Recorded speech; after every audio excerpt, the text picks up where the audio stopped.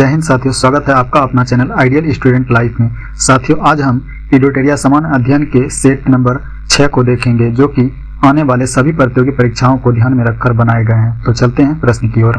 प्रश्न नंबर 1 है, हेलिना रक्षा उपकरण को किस देश ने विकसित किया था? तो इसे जो है भारत ने विकसित किया है, तो इसका आंसर हो जाएगा आपका ऑप्शन नंबर ए। अगला प्रश्न है, निम्नलिखित में कौन सुमेलित नहीं है? तो ये जो है सुंदरबन पश्चिम बंगाल में है, ये बिल्कुल सही है। भितरकनिका जो है ये उड़ीसा में, ये भी सही है। पीताम्बर तमिलनाडु में, ये भी सही है। ये जो है वेम्बनाड कर्नाटक में, ये गलत है, इसलिए इसका आंसर हो जाएगा आपका ऑप्शन नंबर डी। अगला प्रश्न है, किस बंदरगाह को कॉफी बंदरगाह के नाम से जाना जाता है? तो इसका आंसर हो जाएगा सेंटोस, जो कि ऑप्शन नंबर बी में है। अगला प्रश्न है, राष्ट्रीय पोषण संस्थान कहाँ स्थित है? तो ये जो राष्ट्रीय पोषण संस्थान जो है ये आपका हैदराबाद में स्थित है, तो इसका आंसर हो जाएगा आपका ऑप्शन नंबर डी। अगला प्रश्न है, कौन सुमेलित नहीं है? तो इसका हो जाएगा जैसे रेनेटिंग जो है ये पनीर, ये सही है। और जैव प्रौद्योगिकी ये प्लास्मिड्स, ये भी सही है। गोल्डन चावल विटामिन ए, ये भी सही है। और ये ओजोन परत जो है ट्रांसपोस्फियर है, ये बिल्कुल गलत है, इसीलिए इसका आंसर हो जाएगा आपका ऑप्शन नंबर डी। अगला प्रश्न है, उष्ण कटिबंधीय सदाबहार वन भारत के किन किन क्षेत्रों में पाए जाते हैं? तो ये जो है आपका अंडमान और निकोबार द्वीप समूह में और उत्तर पूर्वी क्षेत्र की पहाड़ियों पर, तो इसलिए इसका आंसर हो जाएगा ऑप्शन नंबर सी, केवल 2 और 4। अगला प्रश्न है, हिमालयी पर्वत श्रृंखला किसका उदाहरण है? तो ये जो है आपका बलित पर्वत का उदाहरण है, इसलिए आपका आंसर हो जाएगा ऑप्शन नंबर डी। अगला प्रश्न है, केरवा वैली स्थित है? तो ये जो है आपका कश्मीर में स्थित है, इसीलिए इसका आंसर हो जाएगा ऑप्शन नंबर ए। अगला प्रश्न है, किस व्यक्ति ने रॉलेट एक्ट को जानबूझकर की गई हत्या कहकर संबोधित किया है? तो ये जो है आपका CAF एंड्रयूज ने संबोधित किया है, तो इसीलिए इसका आंसर हो जाएगा आपका ऑप्शन नंबर बी। अगला प्रश्न है, वन संरक्षण अधिनियम कब पारित किया गया है? तो ये जो है आपका 1980 ईस्वी में पारित हुआ था, इसीलिए इसका आंसर हो जाएगा ऑप्शन नंबर ए। अगला प्रश्न है, इनमें से कौन सी गैस ग्रीन हाउस प्रवाह उत्पन्न करने वाली गैस है? तो ग्रीन हाउस गैस जो प्रभाव उत्पन्न करता है वो है जलवाष्प, मीथेन, ओजोन, यानी कि इन सभी ने उत्पन्न करता है, इसीलिए इसका आंसर हो जाएगा आपका ऑप्शन नंबर डी, इनमें से सभी। अगला प्रश्न है, सिगरेट के धुएं में मुख्य प्रदूषक है? तो इसमें जो है आपका कार्बन मोनोऑक्साइड और बेंजीन, ये दोनों है, इसीलिए आपका आंसर हो जाएगा ये ऑप्शन नंबर डी। अगला प्रश्न है, गैसोहॉल मिश्रण है? तो ये जो है आपका 90% पेट्रोल प्लस 10% एल्कोहल है, इसलिए इसका आंसर हो जाएगा आपका ऑप्शन नंबर ए।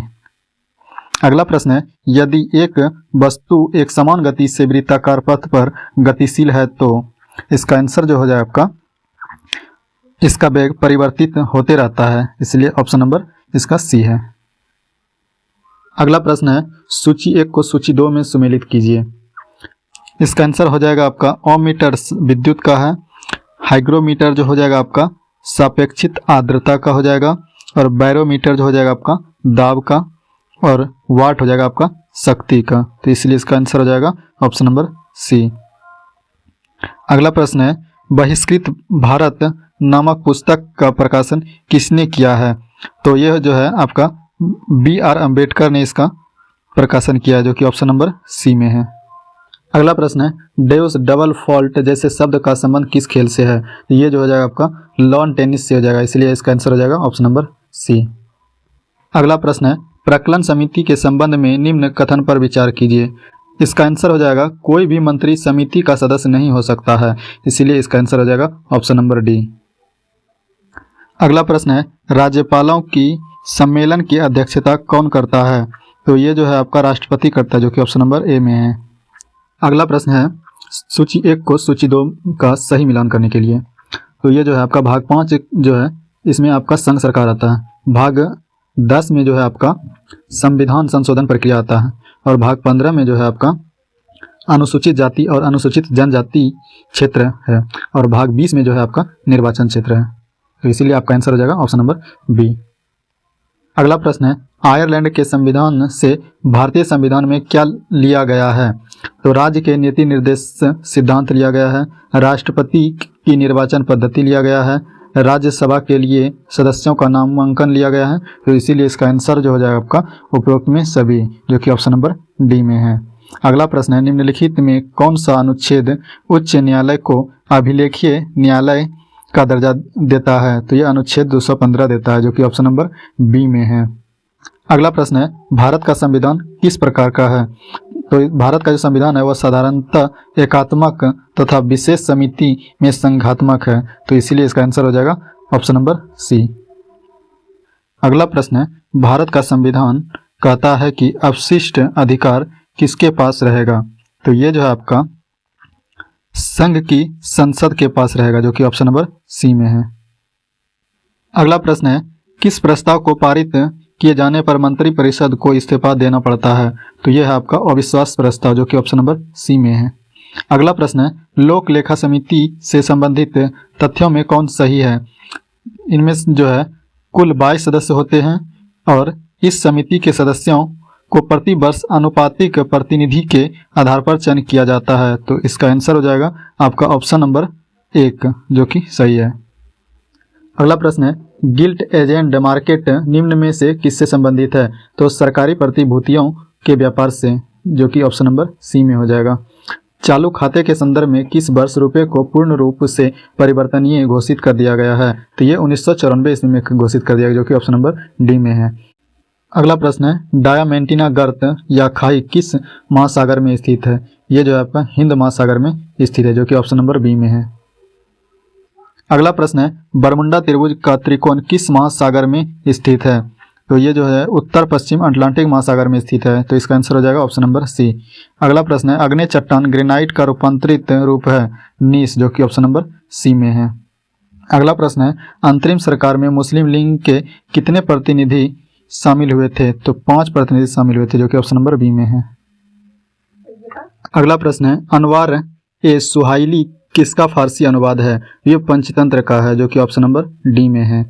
अगला प्रश्न है, भारत में प्रिंटिंग प्रेस का आगमन किस देश की देन मानी जाती है? तो ये जो है आपका पुर्तगालियों का देन मानी जाती है, जो कि ऑप्शन नंबर ए में है। अगला प्रश्न है, राजा राम मोहन राय की मृत्यु के पश्चात ब्राह्म समाज का नेतृत्व किसने किया?